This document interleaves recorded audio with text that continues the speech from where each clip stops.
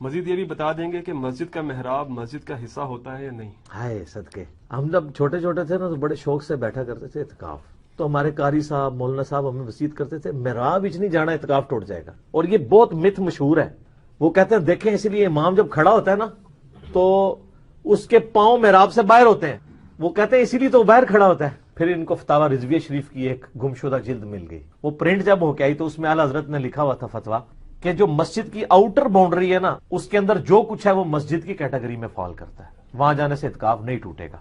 ویسے اس سے بھی زیادہ آسان ہے، بخاری مسلم میں حدیث ہے، نبی علیہ السلام تو اپنی بیوی سیدہ صفیہ کو گھر تک چھوڑنے آئے تھے اعتکاف میں۔ آپ اپنے گھر بھی آ سکتے ہیں، کھانا کھانے کے لیے، ٹوائلٹ یوز کرنے کے لیے، اور ایون جنازہ پڑھنے کے لیے بھی جا سکتے ہیں۔ صحیح مسلم میں حدیث ہے کہ مسجد میں گم شدہ چیز کا اعلان اگر کوئی کرے تو کو اللہ کرے تمہیں چیز نہ ملے، لیکن یہ وہ چیز جو باہر گم ہوئی ہو، جو مسجد کے اندر گم ہوئی ہوئی چیز ہے نا اس کا اعلان مسجد میں ہوگا۔ امام مصلی بچھا کے اندر چھتے ہوئے حصے میں کھڑا ہو جاتا ہے اور باقی مقتدی سارے کے سارے باہر سین والے حصے میں کھڑے ہوتے ہیں، تو یہ بھی درست نہیں، یہ مکروہ ہے۔ مکروہ ہونے کی وجہ یہ ہے کہ امام الگ مختلف مکان میں ہے اور مقتدی مختلف مکان میں ہے، تو امام کا مقتدیوں سے مکان مختلف ہونا یہ اس میں کراہت ہے تشبہ بالیہود کی وجہ سے، کہ یہودیوں کے ساتھ اس میں کیا لازم آتی ہے، مشابہت لازم آتی ہے، اس واسطے سے مکروہ ہے۔ اسی طرح امام اگر طاق میں کھڑا ہو جائے اور اس محراب میں کھڑا ہو جائے تو تب بھی مشابہت کی وجہ سے کیا ٹھہرے گا، مکروہ ٹھہرے گا۔ یہ اصل وجہ ہے امام کے محراب میں کھڑا ہو کے نماز پڑھانے کی۔ اور اگر امام حال میں کھڑا ہوتا ہے لیکن سجدہ اس کا محراب کے اندر جاتا تو تب کراہت باقی نہیں رہتی، اور یہی امام اعظم ابو حنیفہ رحمۃ اللہ کا موقف ہے۔ اب اس سلسلے میں جو مرزا نے ایک کلپ اپلوڈ کی ہے اس میں ایک اور بات بھی کی انجینئر محمد علی مرزا نے، کہا جی کہ وہ اعتکاف کے حوالے سے جو حنفی ہے نا بریلوی، یہ کہتے ہیں کہ اگر کوئی بندہ اعتکاف والا محراب میں جاتا ہے تو اس کا اعتکاف ٹوٹ جاتا ہے، حالانکہ ہماری کسی کتاب میں یہ بات نہیں لکھی۔ یہ بالکل غلط بیانی اور بہتان ہے۔ محراب مسجد کا حصہ ہے، وہاں جانے سے اعتکاف نہیں ٹوٹتا۔ میرے صاحب کہتے ہیں پھر بعد میں ان کو ایک فتاوی رضویہ کی گم شدہ جلد مل گئی، فتاوی رضویہ کی گم شدہ جلد ملی، تو اس میں ان کو مسئلہ ملا کہ امام احمد بریلوی نے لکھا ہے کہ اگر فنائے مسجد میں کوئی جائے تو اعتکاف نہیں ٹوٹتا، حالانکہ فتاوی رضویہ کی کوئی گم شدہ جلد نہیں تھی، یہ 7ویں جلد میں مسئلہ لکھا ہوا ہے کہ اگر معتکف فنائے مسجد میں جائے تو اس کا اعتکاف نہیں ٹوٹتا، تو یہ کوئی گم شدہ جلد نہیں تھی۔ پتہ نہیں مرزا نے اپنی طرف سے یہ بات کیوں کی ہے۔ پھر ساتھ یہ بھی کہا کہ اعتکاف بہت آسان ہے، اور یہ ایسے پابندیاں لگاتے ہیں اعتکاف پہ، تو اعتکاف میں آپ جنازہ پڑھنے کے لیے جا سکتے ہیں، اعتکاف میں آپ کوئی باہر کام کرنا چاہتے ہیں تو آپ باہر جا سکتے ہیں، کوئی اعتکاف نہیں ٹوٹتا۔ یہاں تک کہ نبی کریم صلی اللہ علیہ وآلہ وسلم اپنی بیوی سیدہ صفیہ رضی اللہ تعالیٰ عنہ کو چھوڑنے کے لیے باہر چلے جاتے تھے حضور، تو حضور تو اپنی بیوی کو چھوڑنے کے لیے گھر میں چلے جاتے تھے، یہ کہتے ہیں کہ اعتکاف ٹوٹ جاتا ہے، حالانکہ یہ بات بالکل بہتان عظیم غلط بیان نہیں ہے۔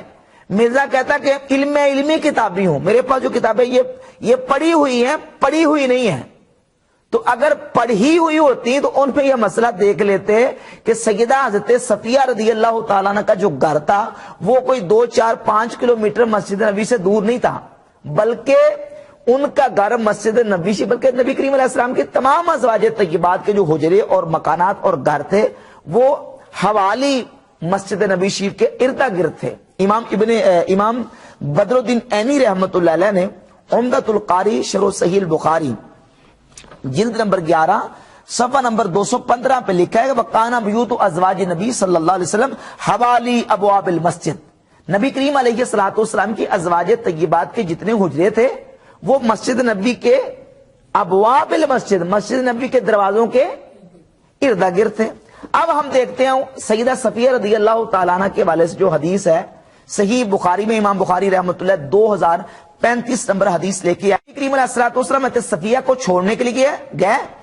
اذا بلغت باب المسجد عند باب ام سلمہ تھا، جب حضرت صفیہ نبی کریم علیہ السلام کے ساتھ مسجد نبی کے دروازے تک پہنچی، ام سلمہ رضی اللہ تعالیٰ کے دروازے کے قریب مر رجلان من الانصار، تو انصار میں سے 2 شخص ان کے قریب سے گزرے، پھر نبی کریم علیہ السلام نے ان کو تنبیہ فرمائی کہ یہ میرے ساتھ کوئی اجنبی خاتون نہیں ہے، یہ ام المومنین حضرت صفیہ رضی اللہ تعالی عنہ ہے. تو حضور علیہ الصلوۃ والسلام ان کو چھوڑنے کے لیے کہیں کو 2, 4, 5 کلومیٹر دور مسجد نبی سے نہیں گئے، بلکہ مسجد نبی کے دروازے تک حضور علیہ الصلوۃ والسلام حضرت صفیہ رضی اللہ تعالیٰ عنہ کو چھوڑنے کے لیے گئے تھے. تو یہ جب اس طرح کے مسئلے بیان کرے گا انجینئر محمد علی مرزا تو لوگوں کے اعتقاد بھی توڑائے گا، لوگوں کی نمازیں بھی توڑائے گا اور لوگوں کے ایمان اور عقیدوں کو برباد بھی کرے گا. کہتا ہے جنازہ پڑھنے کے لیے جا سکتے ہیں آپ، بیمار کی تیمارداری کرنے کے لیے عیادت کے لیے بھی جا سکتے ہیں، جبکہ اس کے آئنسٹائن اور بابا البانی نے صحیح سنن ابی داؤد کی 2474 نمبر کو حسن صحیح قرار دیا ہے، جس میں سیدہ عائشہ صدیقہ رضی اللہ تعالیٰ عنہ کا بیان موجود ہے کہ ام المومنین سیدہ عائشہ فرماتی ہے السنت علی المعتکف، معتکف کے لیے سنت یہ ہے اللہ یعود مریدن، وہ کسی بیمار کی عیادت نہ کرے، ولا یشہد جنازتن، اور کسی جنازے میں شریک بھی نہ ہو. البانی نے کہا کہ حسن صحیح ہون، یہ حسن صحیح حدیث ہے. تو اب کس رستے پر لوگوں کو چلا کے لوگوں کو گمراہ کرنا چاہتا ہے. اور پھر ساتھ ایک اور بات بھی غلط بیانی کی، کہا کہ مسجد میں جو گم شدہ چیز کا اعلان ہے آپ اعلان کر سکتے ہیں، کوئی حرج نہیں ہے. وہ جو اعلان ہے نا، کہا گیا کہ آپ کسی شخص کو دیکھیں کہ وہ مسجد میں گم شدہ چیز کا اعلان کر رہا ہے تو اسے کہو کہ تمہاری چیز خدا کرے نہ ملے. یہ جو اعلان ہے یہ اس چیز کا اعلان ہے جو مسجد سے باہر گم ہو، جو مسجد کے اندر گم ہو اس کا آپ اعلان کر سکتے ہیں. حالانکہ اس نے مطلقاً حکم دیا گیا من سمع رجلا ینشد ضالا فی المسجد،